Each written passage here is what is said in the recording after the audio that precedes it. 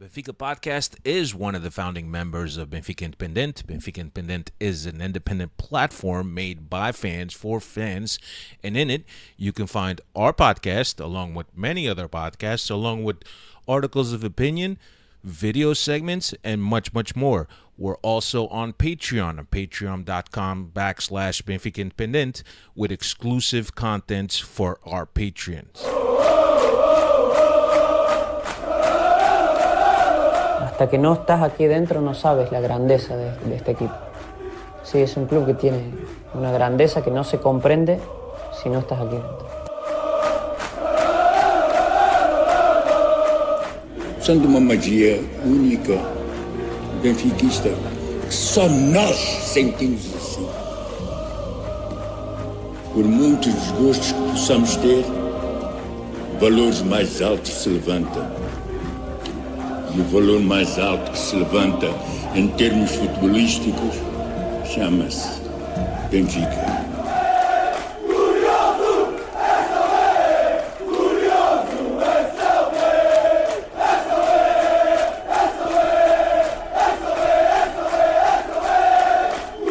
Quero o Benfica intimidar o adversário.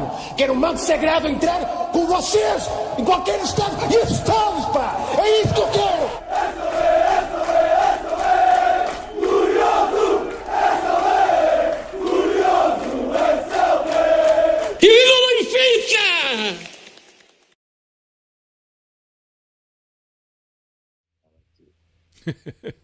What's going on, everybody? Welcome to another edition of the Talking to the Doll Benfica podcast. My name is Alfredo. With me, as always, Dave De Oliveira. What's happening, Dave? Up in the Great White North, colder weather starting to creep in. I see you wearing your sweater. What's going on? Yeah, good to be back on tonight. Weather's getting chillier out there as we enter the second week of October, but always warm and comfortable here sitting next to these fine gentlemen. So I appreciate that. Good to be back on here tonight. That's very nice, Dave. That's very nice. Cristiano, what's happening, my friend? What did Dave just say? Because I wasn't even paying attention. He said it's, I kind just heard Dave. Very I nice. just gave Dave. you a compliment, so that's Thank you, it. Dave. Chris, he All I said... heard was it's very nice, Dave. So I'm like, oh shit, what did he say? Because I was reading the Freddies, Redmond, Mike Madeira, this pain in the ass, some dude, Diogo Reis. I don't know, some guy. But yeah, I was reading the comments, so I apologize, Dave. But nonetheless, appreciate the kind words. Alfredo, what's going on, everybody? Same old, same old. No, what Dave was saying is getting brisk up in Canada, but it's always warm when he's in the company of us fine gentlemen. That's what Dave said.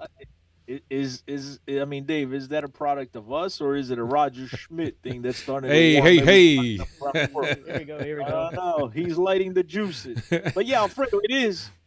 You can tell it's getting near Halloween time because it's getting a little brisk, and I can't stand this cold weather, as you know. It's not even cold yet, so I can't complain. But it is brisk. You gotta put on a nice little sweater or sweatshirt or something when you go outside. No more short sleeves, which is, in a way, it's a good thing because now we can hide the panza, the beer belly, right, between the jacket. So it's not, obviously it's not all bad. I thought you were gonna say that it's like a Halloween because there's a lot of clowns around. I mean, And then that's how he was going to segue to Roger Smith. I wouldn't go that far. No, come on now. I'm not ready to go there yet. No. We're that. None of us are Roger Schmidt haters, or None of us are clowning Roger Schmidt. Roger Schmidt out, but guys. is Roger Schmidt clowning us? Well, that's the question, right? At least I can speak for my part. I continue to support Roger Schmidt. I think he did a great job last year. I think he's having some struggles, but I think he's got it right. Yeah, he did a great job. I thought he did a championship, far in the and a Champions League. I thought it was a great job. Unless you want to classify it by awesome job. Yeah, but listen, why don't we get into things first before we start, giving away the ending? Like we're ass backwards here. Let's get into things. So I'll tell you one thing. I think Roger Schmidt is a Halloween fan. Do they celebrate Halloween in Portugal? Oktoberfest, yeah, they do. It's a product of commercialization now in Portugal. So, because that must be why he gave the guys 5 days off, para enfeitar a casa, right? Give enough time to put up their own stuff. That's Hey, João Vitor needed to go to Disneyland. Give that guy some time. He needs to clear his head. Maybe come down to the Disney level, then come back serious. there's nothing wrong with Disney. Anyway, Let's some of the Freddy's get in here, Alfredo, before you yeah, start let's talking. keep Gotta that. make sure everybody hits the like button. Hit Don't the forget like to button. smash the like button. Leave some positive comments about me and negative about the other guys if you'd like. But yeah, thank you guys for joining us. Here's Nick Valadon. Good evening, guys. Couldn't watch the game. I was at a wedding. Poor guy. I was refreshing my Twitter feed like a crazy person, hoping for the best. Glad we got the win, but boy, do we have some things to fix. And Nick, it definitely wasn't a Portuguese wedding, right? Because if it's a Portuguese wedding, you got all the wives dancing, you got the husbands at the table congregating around the cell phone watching the game. That's how you do it. The wives? The wives are dancing. no, the wives are dancing, and the husbands Oh, are I see. congregating around the table watching the game on a cell phone. Not the table, more like the bar. The bar. The bar. I've been to a Portuguese wedding back in the day when they had the portable radios, and he was listening to the Relato in the church. In Dave, the everybody got church. iPhone, Dave. Yeah, That was in the like church. 1980s, Dave. That was in the Yeah. 80s, bro. Yeah, Everybody got iPhones. The shortwave, the Grundig shortwave radios. There's also Now everybody's watching their stolen video feed on their iPhone. You know what I mean? No more shortwave radio. yeah. I don't know where Nick Valadon is at, but if you're allowed to gamble in your state, like in New Jersey, you could actually get FanDuel, and FanDuel would actually. DraftKings does as well. Alfred. Oh, they do it now. DraftKings didn't do it, but I know that I It changed does now. to FanDuel because of that. Because FanDuel will have the games on, so you could actually watch the game free of commentary. You could watch the game, nice stream, decent quality, I should say. Which at Bet times, 365 up here for us, so that's how I use it up here. Yeah, bets. which the no commentary at times is very much welcome. Yes. Some people got to pay extra for that, so Nobody wants to Unfortunate listen. that- Yeah, nobody wants to listen to Luis Freitas Loeb or the other guy. I'm not gonna say his name because I'll get in trouble. I like this Manny Valadon, guys. You know, he says, "Boa noite, Malta. Chris is phenomenal as usual.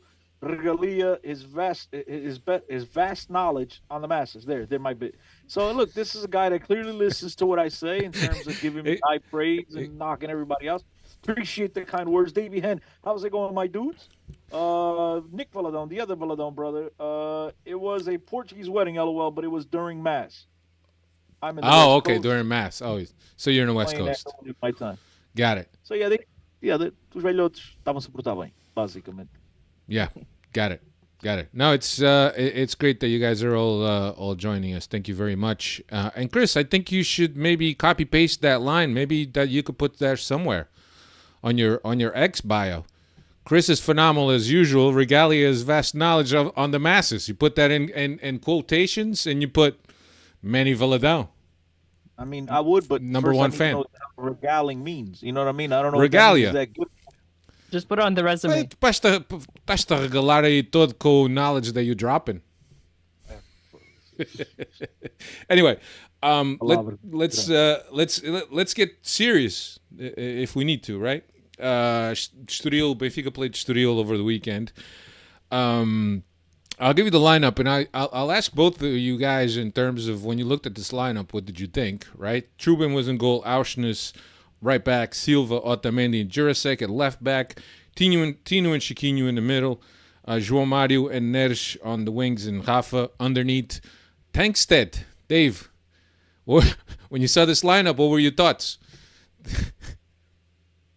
I'm gonna be honest. I was pleased with it because we can't rag here on Roger Schmidt, and especially last year where he rolled out the same 11 week in and week out.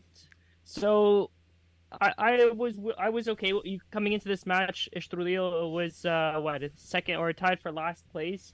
If there's ever a game for squad rotation going into an international break, why not against them? So I wasn't too shocked. I was actually pleasantly surprised, just because of that keyword, squad rotation. Get some of these guys some run. Looking here, Chiquinho, Florentino, and then also Tankstead up top. Did it work? No, but you gotta give some of these guys some run and rest some of the other guys, especially the guys that were going away for international break. Yeah, and Cristiano, as you looked at your phone, did you think, oh shit, did they I move was up? getting a phone call. I was getting a phone call actually from someone who listens to us on a weekly basis. Fortunately, not live, and so he just wanted me to get the word out to you guys to congratulate myself and the two of you on 500 episodes. He's a huge listener, doesn't miss a podcast. So Lionel Vicente, shout out to him. Oh yeah, You know Lionel, I know Lionel. Yeah, so No, wanna make sure what I wanted to ask you, Chris, is that when you looked at this lineup on your phone, did you think, oh shit, they I move heard- up the I'm like, Lusitania game? Listen, I got to start off by complimenting. You got to start off by paying attention, man. I was paying attention, but you said by looking at your phone, I thought you see me take a phone call, so I thought that's what you were referring I to. can't see you. You're in a picture. That's right. That's a good thing. It's a good point. Was I on a phone there? No, right? I got to start off by complimenting my primo, David Oliveira from up north, because my man clearly does not have a short-term memory.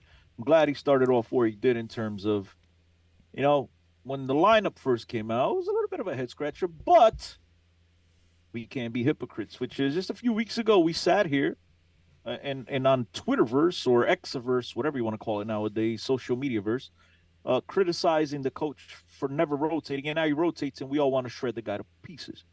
Now, I must say the truth, and I must be brutally honest with you guys. I didn't like it so much, and it wasn't about the squad rotation in itself. It was just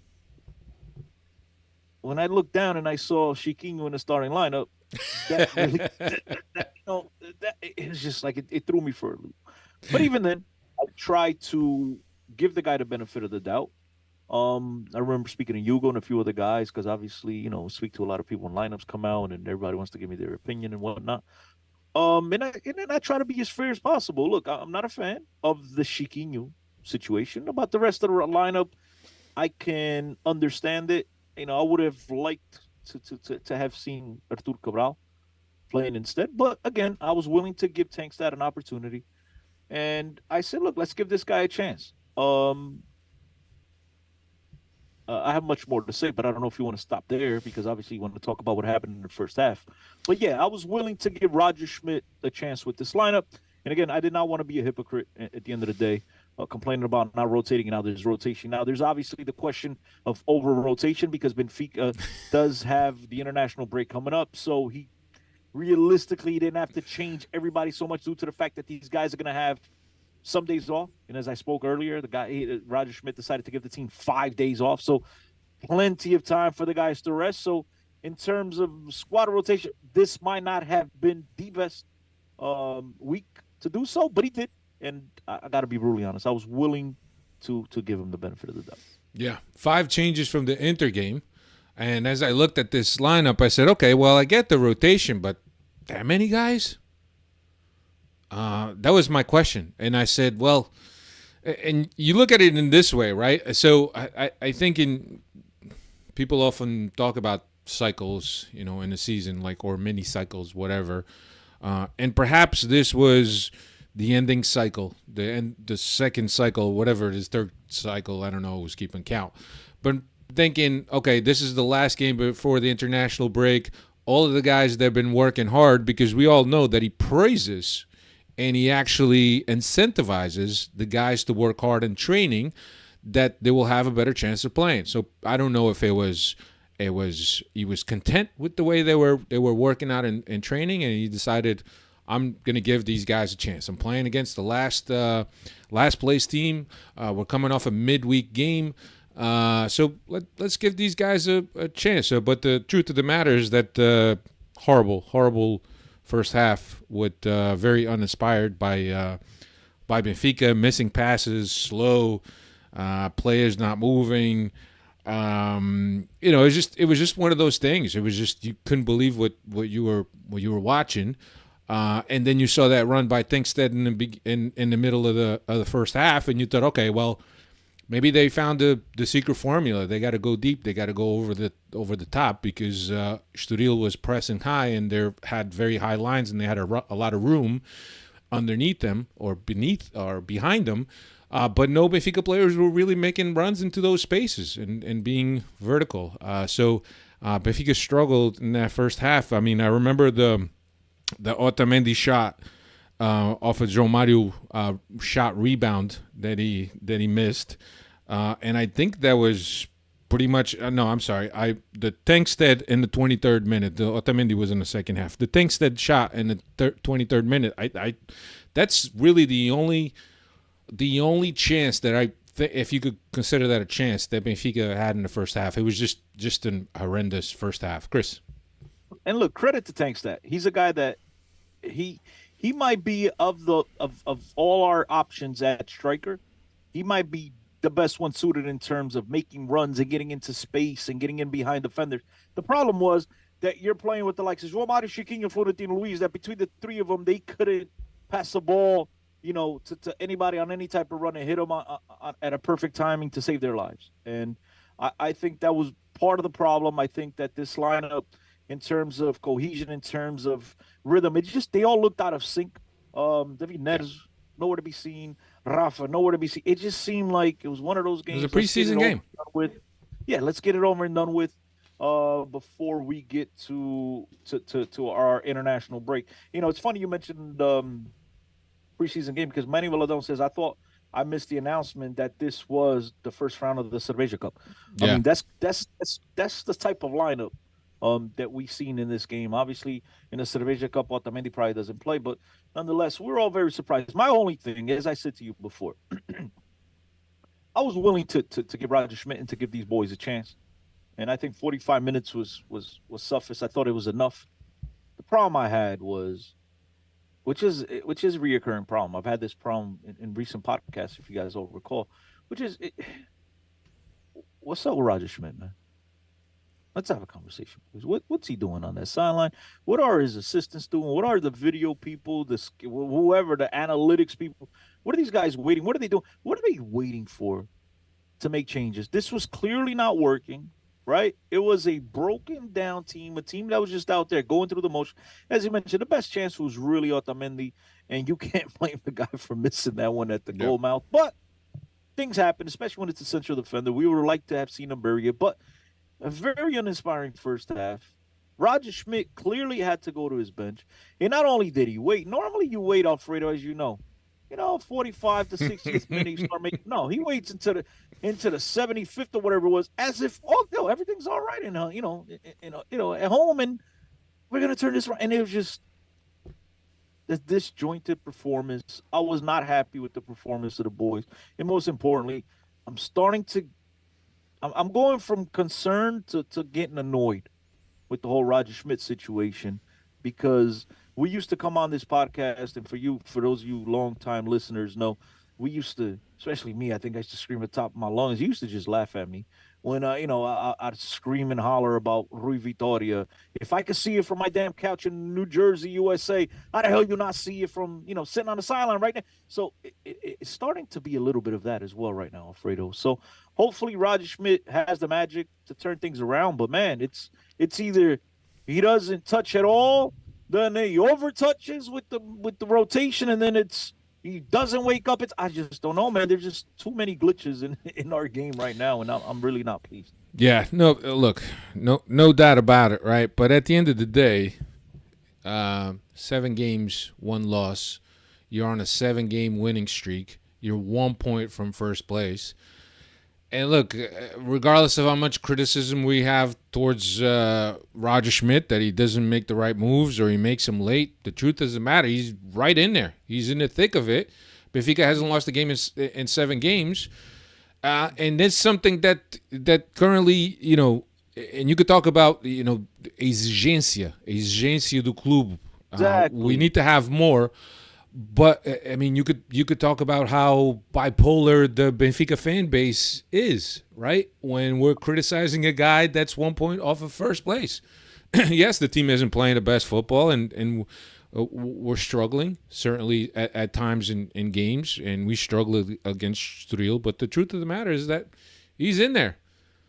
You know, in terms of the conversation that we have to add of Roger Schmidt, we can point things at him, but as long as he continues to produce, and he even said something that a lot of Benfiquistas frowned upon, right?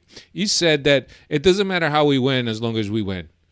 And I think that Benfiquistas kind of look at the game differently. We want to win a game, and we want to win a game Benfica style.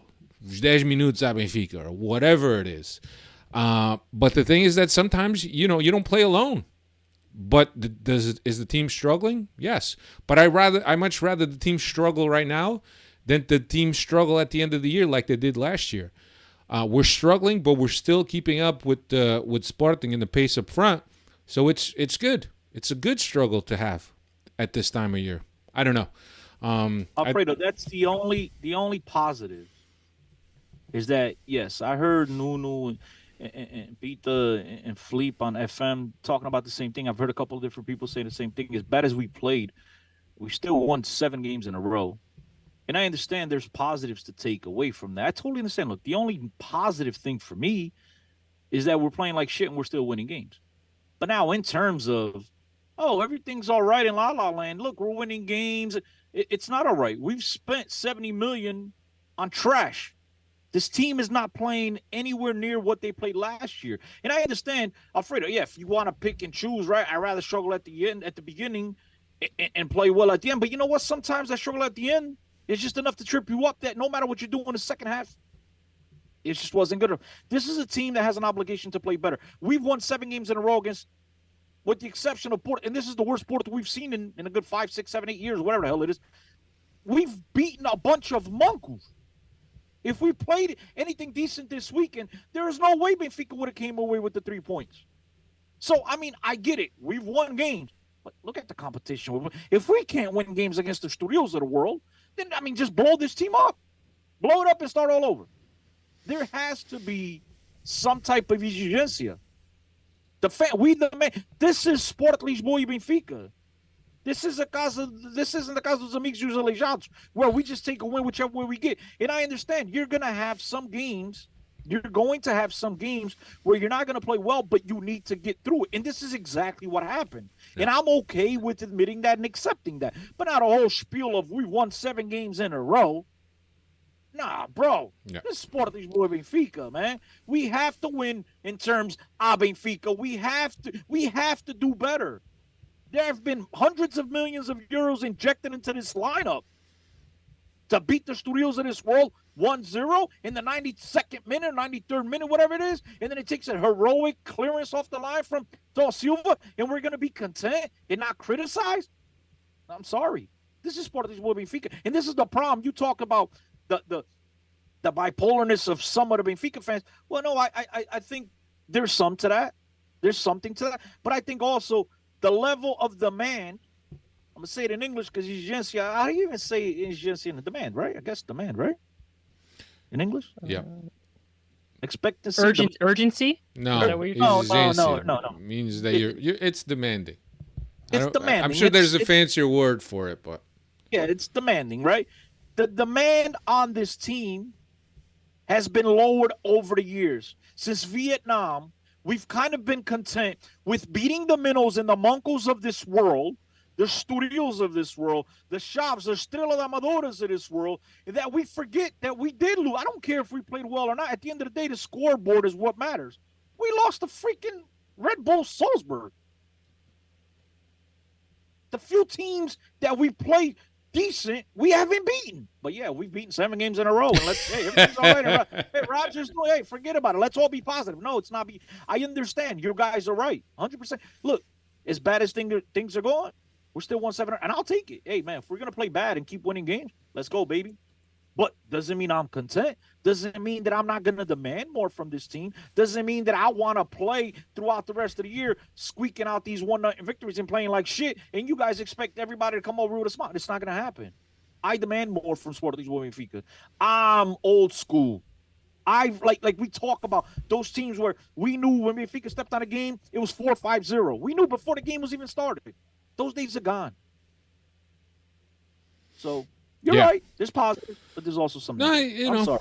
Look. I think Cristiano, you and I were somewhat of the same generation. We certainly remember of those Benfica teams of the '80s, and even the early '90s, the very early '90s, and certainly the standard that we have gotten used to is really up. And what Cristiano has meant is throughout the Vietnam and people just getting fed up with winning, that then all of a sudden any blip of positivity from the team or that they were headed in the right way during the Vietnam, people were happy. But we never really got to that standard. That standard. And even in terms of the teams that they were, in terms of the atmosphere that we had at the stadium, you guys have probably heard that story about Marseille with Moser. And if you haven't, People shit their pants before they came out of the tunnel. The teammates they heard that noise. And again, I understand we're not there today. I understand that our confidence, our soul was broken during the Vietnam years. That a win is a win. Just like that 2004 first title we won in 11 years, man. God knows how we won it. Montoros with a wooden leg, but we took it. Hey, we didn't care. On the Trapattoni, it was the ugliest football we've seen, but at the end of the day, all that mattered. Like, we were in a different time. We just wanted to get that damn Kaneku back in our museum. Now we're like hundreds of millions of dollars spent on a roster over the last 2-3 years. I mean, it's totally, we spend more money than our arch rivals combined. And here we are, content with 1-0 wins and being at that we won 7 in a row. I mean, excuse me. Who in the hell of any decent caliber did we beat during that 7-game win? Porto? Fine. You want Porto? Fantastic. We played up against the Porto with 10 men. They play like shit, and we play like shit, but we happen to score a goal. Fantastic. We got the win. That's all that matters. But who the hell have we played with any type of football? That's. I mean, these teams don't even play in Europe. I mean, it's just a bunch of monkeys in Portuguese football. Yeah, it is what it is. I'll be quiet. No, I don't. I don't disagree. And certainly the money that has been spent, as you mentioned, on this team, our expectations have to be high. Right? Because if you bring in players that for that money, usually that money, reflects on the talent of the player. If Benfica's doing the job scouting, so you expect a lot more. Certainly, I don't want to go through another season where I'm sweating bullets and on the couch, hoping that Benfica pulls it out, or hoping that Benfica could close out a game with the other team pressing us. I don't want to see that. We never used to see the Estorils of the world coming to Estádio da Luz and press us or whatever they were and press us. No, that was not a thing because we were just so much dominant. But anyway, like Cristiano said, there's a different times now. But certainly, we as Benfiquistas, we need to expect more. And you look at the end of the season, if we're champions. Alfredo, demand more. Demand more. Now, at the end of the season, if we're champions and we're looking at this, nobody's really going to remember that we, after losing the first game of the season, we went on a tear domestically and we won 10 games in a row, beating Sporting while at it. Nobody's going to remember that. And that's, I mean, that's what I was they're just all going to remember that. That's the numbers, the cold hard numbers. But I do get, as a Benfiquista and you're watching this team, you're hoping you want better, you want more, you demand more. Shit. And just to be rational here too. I'm sure Roger and the coaching staff see it too, that the team isn't clicking at 100% either. So maybe that's why he's got to switch the roster around, like we mentioned last week. He probably still doesn't have that team clicking up top how he wants it to be, but he doesn't have to, and two, he shouldn't be expressing his concerns publicly to the media anyways. If he has those concerns, I hope he's addressing it behind closed doors at training camp and adjusting it through each training session. But he doesn't owe anything to us or to the Portuguese media to come out and say, yes, I agree, there are concerns, because that's just going to add more fuel to the fire. So let's take it. He said but as a fan and as a paying member, as a socio, and I got my quotas up to date, You say he doesn't have to give us any set. And you're right. You're 100% correct. But as a fan and as someone who expects more from this team, right? Doesn't Roger? No, the question I was gonna. I'm sorry. I totally. I was thinking about saying the question I have for you as a fan and as someone, as I mentioned, the whole pain bullshit. I got a question. Why isn't this team clicking? You said that Roger clearly sees that the team is not clicking. And the question I have is, why isn't it clicking? I mean, every player that's been brought in, according to the president, was on your request. And so why aren't these guys clicking? You requested these guys. I mean, when you've seen these guys on video or in person, you had to say at some point, these guys fit my mold. They fit into my system. This is what I need. And now you spent millions for a club. It's not Real Madrid or Barcelona or the Big Sharks, right? A club that 70 million to us is the equivalent of 200 something million for other clubs, right? Now you spend a gazillion boatload on players to now not have these guys fit into your system. What the hell were you doing? What's your scouting department doing? What were you doing when you were requesting it? So again, it's early on. We still got a long season ahead of us. We hope that things turn around, but it's not good enough to just say, well, the team's not clicking. Well, it's not clicking. You spent $25 million on a striker that doesn't play in a game against Estoril, that I believe has been left on the bench 2 out of the last 3 games. I mean, that has to fall on somebody. And Alfredo, I totally agree with you. If we're sitting at the end of the year, we won the Campeonato, nobody's going to remember we lost the first game of the year. You're 100% correct. But by then, we're safe. We know we're safe. You know what I'm saying? We're good. Yeah. By then, it's like, yo, won the Connect. We weren't happy. Things didn't go well, but let's get better next year. But right now, as things currently stand, we're in the middle of it, brother. We're sink or swim. You know, and it's like we still haven't made it to safety. So, yeah, we got questions. There are concerns. There are some positives, but there are concerns. And it's like the team isn't gelling. Why isn't it gelling? That's the question mark.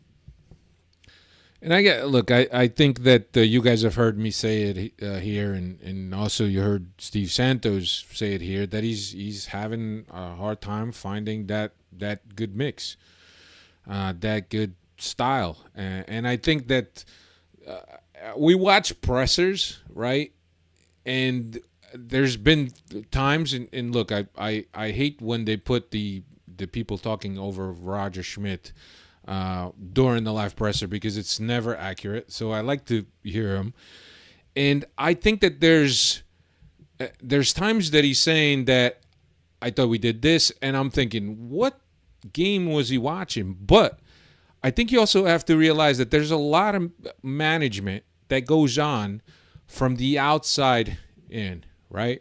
So if he knows that this is still a work in progress, that the players are not there, I think that any deflating comment in the media to the public is probably going to be detrimental to the growth of the team in confidence and also in style. So I'm choosing to think about it that way. He's done it twice already this year, Alfredo. He's done it. What, criticize people openly? He's piled on Vlaco Dimos. Well, but he was already out the door. I think, yeah. Dave, I wasn't done yet.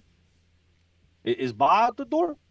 Because he piled on Ba after the game against Salzburg. He said, yeah, the goal was basically his fault. I mean, so I understand what you're saying. He might not want to give away much, but when he has to send his back, he's done it already this year. He did it. I mean, go look up the quotes. Go look up the press conference after the game, and then the pregame press conference. Whoever the hell, what do we play? Porto afterwards, I believe. I think it was Porto. Go see. He did. He basically put it all on Ba. So I think he's calculated. I think he knows what he's saying. He definitely knows what he's saying. He's not stupid. Yeah, I think he knows what he's saying. He's a guy we saw, and I think those are the positive things you wait from Roger Schmidt. Is he knows how to run a group, right? He knows how to deal with personalities, but at the same time, when he has to think that a facada, he will. You know what I'm saying? And we like his positive attitude.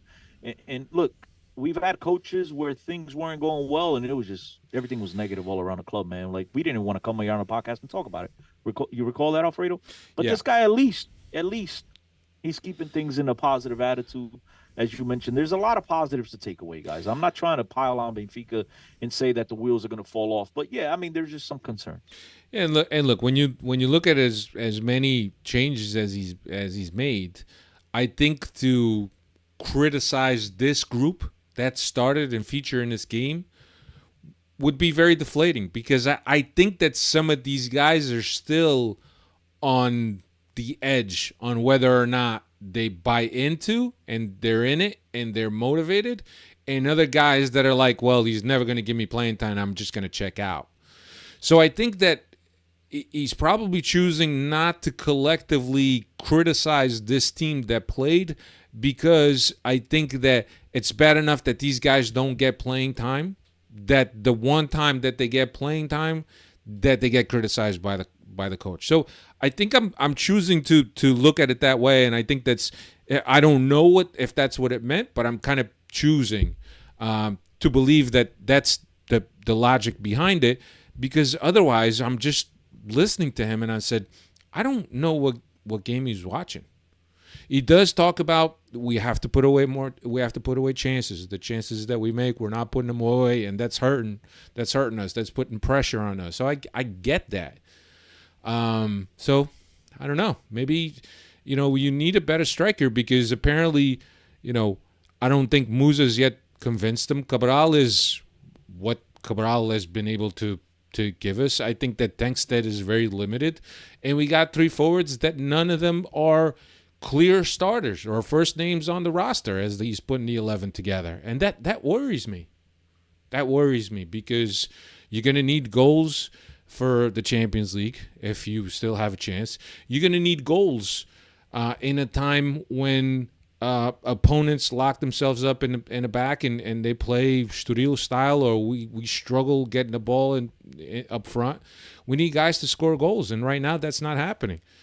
Last year, Gonçalo Ramos, João Mário, great output.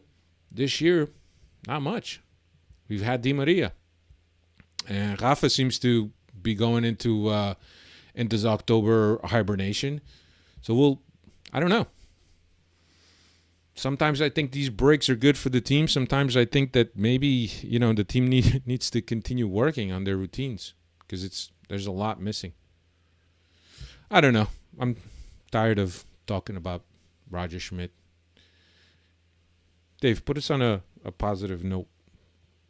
I know you're a Roger Schmidt supporter. Did we even say that we ended up winning the game? Guys. We won the game. We won the game. We won the game. Better late than never. What was it? The 92nd minute by Antonio Silva with a header. It was Benfica's first goal from a corner kick this year, so some positives there. His 6th career goal for Benfica, Antonio Silva. And did you know 3 out of his 6 goals have all come against Estoril? So yeah, he loves Estoril.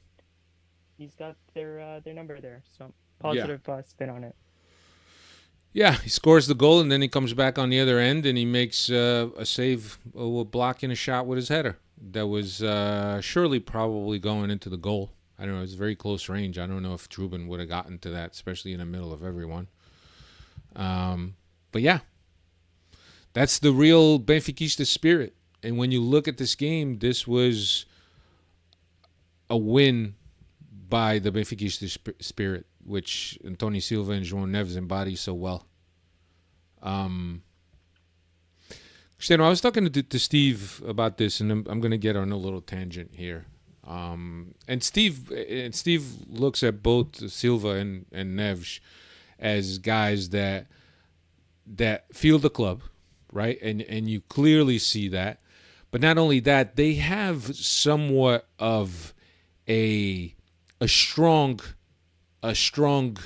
character in terms of a Benfiquista. Almost guys that are very sure of themselves, assertive, and have lead by example qualities. I don't know if João Neves could. João Neves has been a captain, but certainly guys that lead by example.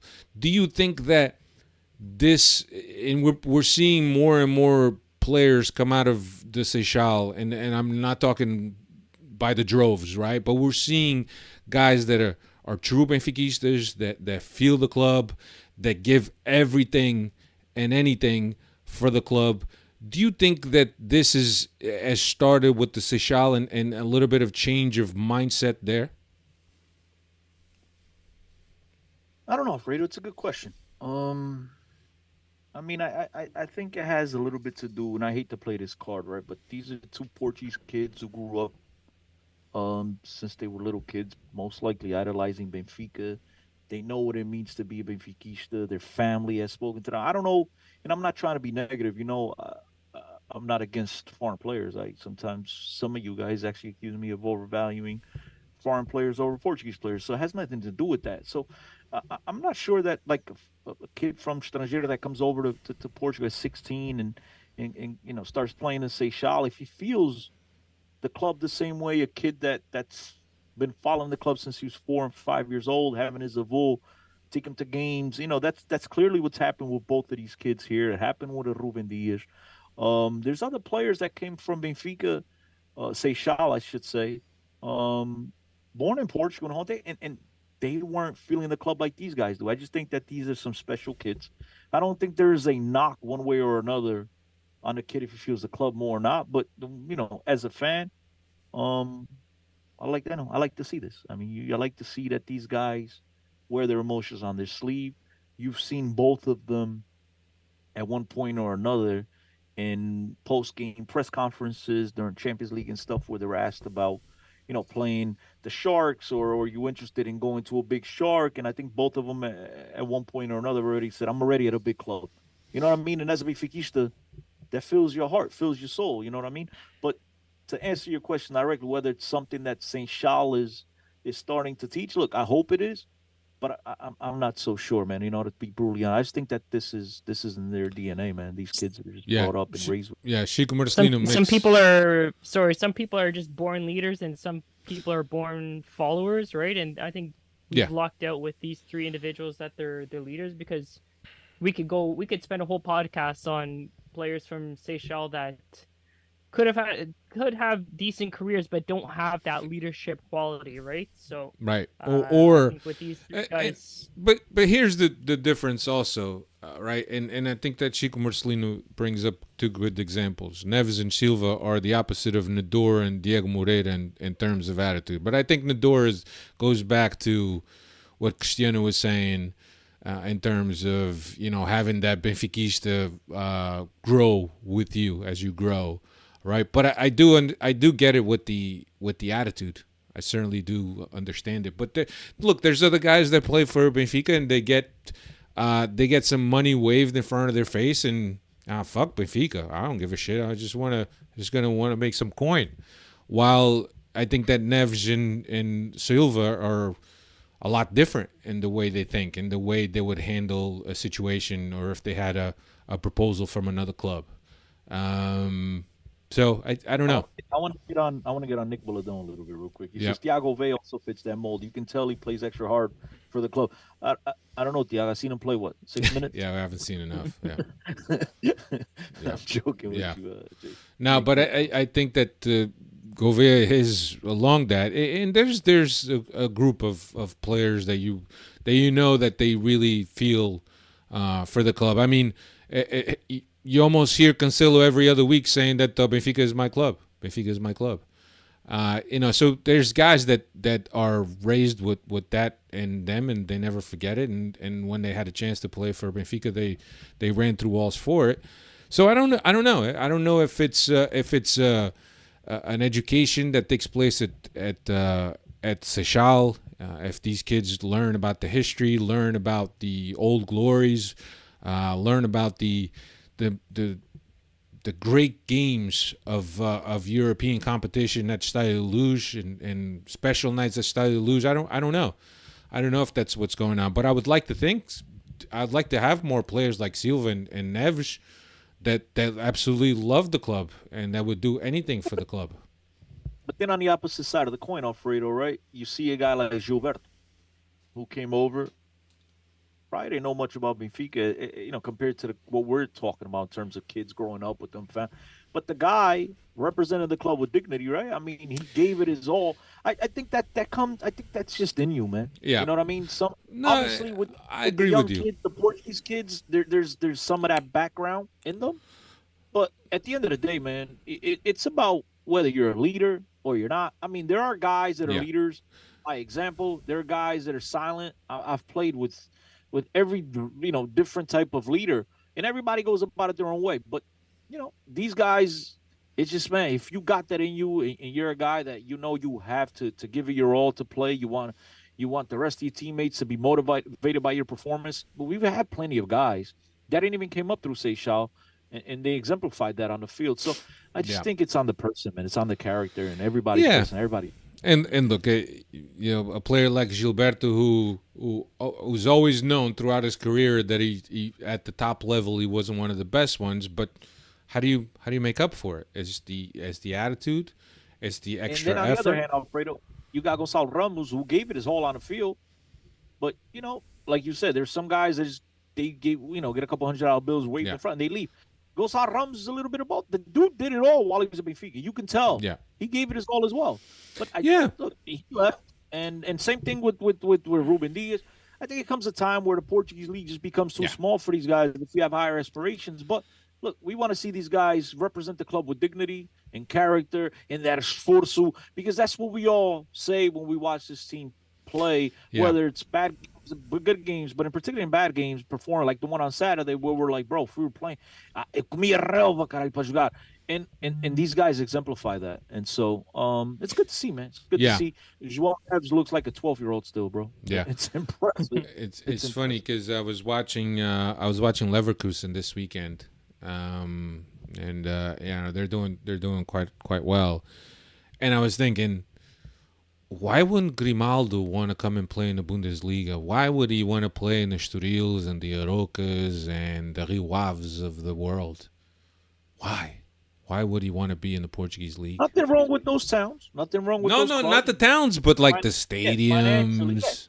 Financially, he can't compete. Financially, that's basically what it comes down to, man. At the end of the day, world is about money. And these clubs, compared to German clubs in Bundesliga, you're in stadiums. Yeah. In the Portuguese league, you're in high school field. You got a couple of aluminum bleachers and you're good. Anyway, a win is a win. I know that we all expect a lot more from this team, both because of the history that Rodgers has had with this team over last season, also the money that was invested on this team. We have high expectations. Doesn't mean that we want Roger out, but we expect more. And as Benfiquistas, we should all expect more, because I think it's important that we're demanding from the club, and the club feels that we're demanding. I'm sure that some of the players feel losses and upset about the poor game that they had, just like we do. But we expect more. International break coming up. Benfica does return to action on the 20th of October. They will go to the Azores to play Lusitânia dos Açores. On the 24th, Benfica is back at home against Real Sociedad. The 28th, Casa Pia also at home. And then the 31st of October, we're at Aroca. And the following week, or the following game on November 4th, we're at Chaves. So 2 games. We're playing every 3 days. Yeah. So 1, 2, 3, 4, 5. So from the 20th to the 11th to the 4th of November, 5 games. 5 games. Yeah. So Cristiano, maybe but I think Ruben Amorim gave a folga to his guys too. I don't know until when. 3 days. 3 days. 3 days. 3 days. You could tell. But see, here's the thing. I don't care about Ruben Amorim Sporting. I care about Benfica. No, I and get the it. one thing I know is that when he's done this in the past, it's backfired. So I don't understand why he's doing it again. He did it already at the beginning of the season when he gave these guys days off, right? It was the same thing. Give him a week off, and now he's repeating the same thing. So look, hopefully it doesn't affect us as much as it did the first time. We know these international breaks always break our rhythm, but right now our rhythm is shit. So maybe it doesn't even impact it at all. Here's the question I got for both of you guys. Yep. We said our very next game is October 20th. Yep. in Estoril, right? Against Lusitania. Yep. I'm not welcome then. Against Lusitania. The question I have for you guys is, will we see a stronger lineup for that game this Saturday? That's the question. Will Chicon be wearing a captain's armband? That's the question. I Should, I got I got a probably try to name proposition. the starting 11 right now. I got a proposition for both of us, for all three of us. When the game ends and we recap that game, we're gonna compare both teams, and we're going to say, in our mind, if those teams played each other, regardless whether it's the same players or not, which team would win? Is that good? Can we do that? How about you say what's a stronger lineup? What's a stronger lineup? Yeah. Yeah, say it's a stronger lineup. Yeah. Look, I think any lineup without Chiquinho in it already wins. That's Well, Chiquinho's definitely playing. He's probably gonna get some. He's gonna get some run against a fourth division. Yeah, come on, bro. If there's ever a time for Chiquinho to play, he's the Manco Master. He's the new Manco Master. guys Super Manco Master. They gotta start Cabral on this game to get his account opened. Cabral should be playing in a game every other day to see if he gets in shape. Cabral should be running around in Lisbon right now around the Torre de Belém. He should be doing Uber Eats on his legs. Actually, I made a mistake. Torre de Belém, you might smell the pastels de Belém across the street. No, so never mind. It's over. It's over. Get him to swim to the Azores to get there in 2 weeks, and then he'll be in shape there. Yeah. Yeah, I didn't. I don't know. You know, he came in this game and nothing to be said. Did he? Yeah, I think so. I think he just stayed on the bench. Did he? Hold on a second. I wrote down the Who you substitutions. talking about? Who, Cabral? Yeah, you're right. Yeah. He didn't come. He didn't get off. He didn't get off. Yeah. You didn't see if you see the right at the end of the game, you He get hugged split Schmidt. second. Yeah, no. Schmidt went to hug him. He didn't look like yeah. a hugging mood. Yeah. Well, the good thing is that Ged's got some burn, so that means that he should be ready to go when the team comes back. We must have a João Felix and Hugo Felix a family member on the chat, because this Zach Silva, Hugo Felix time. He's been sending. Look, you time to watch out, Rafa. Now, if Zach I knows. will die if Chiquinho plays over Hugo, Zach, bro. Zach knows. You will together, say hello to your family, say goodbye, because I don't know, man. If you're gonna die if Chiquinho plays over him, bro, Zach knows something we don't. on this planet might be short lived, bro. Better, Yeah. get it all out the way now. Yeah. No, I think that Hugo Felix is good, but I don't think he's ready. Jason Gondola says you need plug guys like Chiquinho for cup games. Nuno M says Chiquinho was brutal. Marcelino says Estoril Stadium looks so amateur. It's ridiculous. You even got windows behind the goal. LOL. It's like a practice. I mean, Sheik, that might be the VAR one, the VAR room, right? Got the windows. No, the funny is that the people in the predios are watching the game free of charge. Those verandas were loaded up. That's awesome. Hugo Ferreira Vierismo still alive, very present. I don't know what he's referring to. He's going off on a tangent like you do. Jason Gonzalez, Xavi Alonso effect for Grimaldo. Zach Silva again. João Neves broke his leg the season before his debut with the senior team. Guy is a top G. Hugo says Ramos bounced as soon as he could. Didn't even play the Supertaça. Has no Benfiquis win him. Sheik Marcelino going to the oldie but goodie.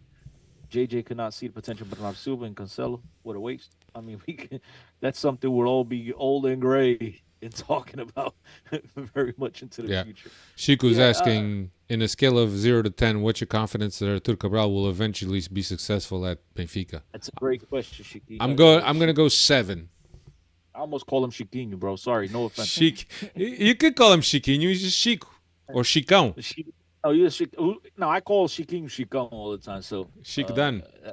Yeah, it's called Chic done. But that's a great question, Dave. Go ahead. Alfredo said a 7. I'm saying a 7. In terms of confidence that he'll turn it around. He'll turn to be it. 7 successful. meaning that you're fairly confident, like 10 being confident and 0 being you're not confident. So Right. Pen is like pau duro, bro. No miss for sure. Pen For is sure, for sure. Pen is 3 Viagras and some Coke. This season, I'd probably say I'm on the lower end, probably a 6. But overall, if we're gonna give him another year after this year, I'd go a little bit higher and go a 7.5. Yeah, we have to give him another year. He's on the contract. He's not on loan. Yeah, You don't know. Look I at RDT. We've flipped him as soon as we can the next transfer window. What about you, Christian? Nuno M 7-8, Jason Gonzalez 6, Hugo Ferreira says 7. I am 7-8 again. Chico's a 6. I mean, bro, You were high on him, Chris. I like this finishing, but the guy can't run and get anywhere near the goal box, the goal line, so he can't finish. So that's a huge problem. Man, I don't know, dude.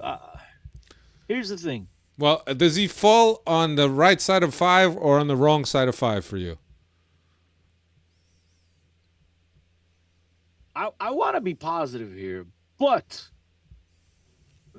this guy, he's got to get out of this rut by playing. And it's clearly that the coach at this point is even putting Tankstad ahead of him. So it makes you really question, like, this dude's confidence ought to be shit. It's physical, right? In terms of shape is shit. To me, he spends a couple games in the B. I'm like Dave. Playing 90 minutes. I don't think he. I don't think he's gonna do that. I think I'm like Dave. I think for this season,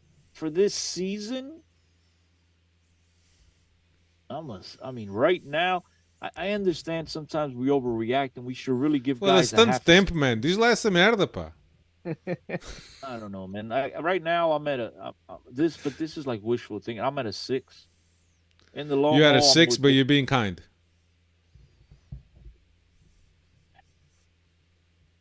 I don't know. Yeah, You don't know? I'm at a 6. It's a 6, but you're being kind. I'm trying to be kind. I mean, nothing I've seen from this guy. So you take the kindness away, you're at the 5. Or you're 5.5. Now, you know what really pissed me off about him is the last game he played, I think it was against Inter, if I'm not mistaken. He gets in the last few minutes, and Arsenal's got a ball on the right side, right at midfield. And you can tell, as Arsenal's getting the ball, you can tell it's a one-time pass to spring Cabral down the wing. And Cabral's looking, I don't know what he's looking at. And Arsenal's plays that one. I'm at home watching, and I know that Arsenal is going to make that pass. So much so that he did, and I swear to God, I swear to anything you want. I knew that's where Arsenal was going to go with the ball. And I'm dumb, right? And I'm dumb. I'm burro as they come. But I knew he was going to go there. Everyone knew. I think everyone except Cabral. Cabral just disengages and like, oh shit, to me. Oh, my bad. Like, come on, dude. And then he's got that awkward like get ready thing because he's like. I think he runs with his chest out, which makes him look even fatter. You know what I mean? Like, bro, oh my God. But I mean, look, I hope that he turns it around. Right now, man, it's scary. Right now, my confidence in him is at a 6. Maybe if he plays to score some goals, I might be able to elevate it a little bit. Right now, bro, honestly, I'm so disappointed. I'm so disappointed because for 20-25 mil, we could have gotten so much better. Guys that would have came in immediately scoring goals. And right now, it's at the point where he's not even playing. I mean, the guy doesn't play against Estoril. Against Estoril Praia. Or whatever, right? I think Estoril Praia. Against Estoril, bro. Last place team in the Tugão. If you can't Does get he in start that, against Lusitano? And then what's Roger saying? Like, man, I'm going to keep this guy because I'm going to ride him hard. But no, Roger gave him 5 days off. I mean, like, what's going on? Well, you can't give some players day off and you keep the ones that that's slave driving, Chris. Hey, no, hold on, guys, hold on. Hey, these guys are professionals. They're getting paid. If I tell you to come into the office, Alfredo, you stay. Bro, you're getting paid. You got to do what we tell you to do. And it's not slave drive, but that's part of your contract. Yeah, I was just. Bro, you're here to play and practice every day. You're like, bro, you're out of shape.